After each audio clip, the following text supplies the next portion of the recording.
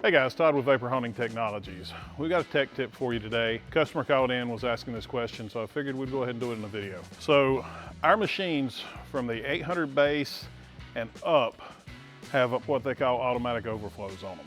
The 3630 is the exception, it has a manual. But on the automatic overflow here, when you're blasting your parts, this is actually closed. It doesn't let any water out of the machine.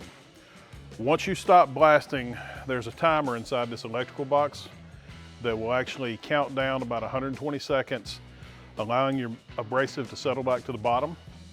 Then this will automatically open and drain your excess water from your window rinse and from your rinse down hose. As soon as you step on the pedal, it closes it back off.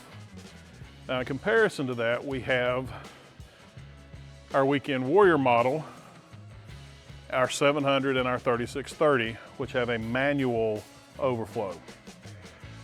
So when you're through blasting with this machine, this ball valve's closed the entire time you're blasting. When you get through blasting, you're gonna wait about 2 minutes, let your media settle back in the water, then you're gonna open this valve and drain your excess water back into the closed loop system. If you don't have a closed loop system, you're just draining the excess water off. But once the water drains and before you go back to blasting, you want to close that ball valve back. I hope that answers your question, and that's our tech tip for today. Thanks for watching.